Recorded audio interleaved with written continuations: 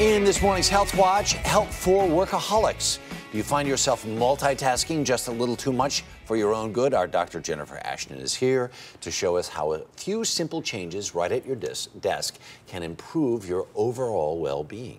And I'm sitting on this goofy ball. Right. I actually have one of these in my office. So do I. I love these. Right. But this brings up a point. You know, a lot of Americans spend hours a day sitting at a desk, and they can develop back and neck pain because their chair is not really the best for their posture. Right. So whether you get a different type of chair that's more comfortable for you, or you segue into one of these balls, which you can gradually build up to more and more time, but it's important that you use the proper posture because then you actually engage your core muscles. It's called active sitting. Oh, it's because phenomenal. Harry, 50 to 80% of us will have a back problem at some point in our lives. I just had one. So if you're going to start to use one of these balls at your desk, what you want is for your hips and your knees to be at approximately 90-degree angle, which yours is.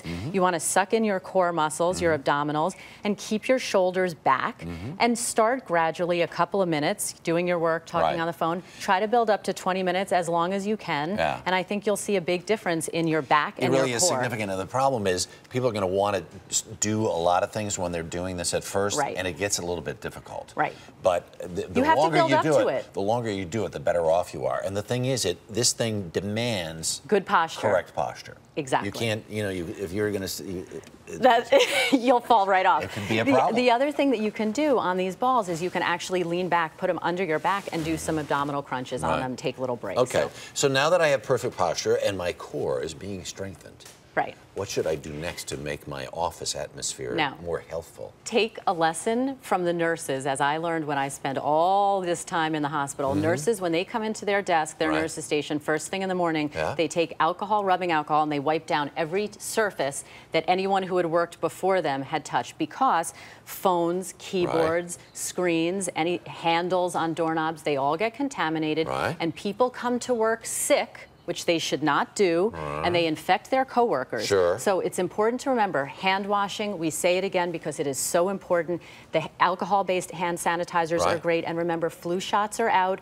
H1N1 is in this year's flu shot, so you only need one. And so remember, it's no 2 shots this year? It's 1 shot. Because I walked in the CBS building the other day, and they said it's flu shot. They're in pharmacies, they're in doctors' offices, pregnant women over the age of 65, young children, people with chronic diseases like asthma should all talk to their doctors. Now, we spent every single segment of most of last year's shows talking about H1N1. Do we have that to worry about this year? No, because the H1N1 virus is not being seen in high numbers, but it's in the flu shot along with 2 other strains. And we have to remember, Americans miss 70 million days of work due to flu every year. That's a lot. So it is no joke. All right, what's next on your agenda for keeping us healthy in our office?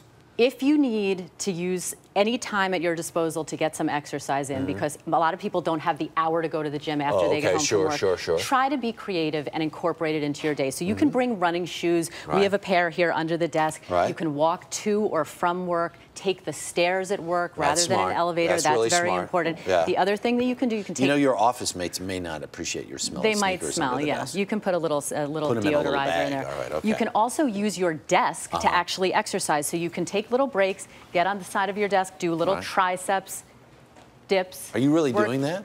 A little bit. It works the back of your arm, your chest, and then for a real boost, Harry, you can drop and start doing some push-ups. This is my favorite, and I know you have a bad shoulder, so I'm not going to force you to do them, but take a little break and start doing some push-ups. If you do 10 of these an hour, by the end of your day, you've done as many as, you know, some top NFL football players. Look at you. Just keep going. You start early and build doing up. the push-ups. Drop and give me 30. Okay. Dr. Jennifer Ashton, you can stop now. That's good. No, I got to get my 30 in. Okay, well, all right.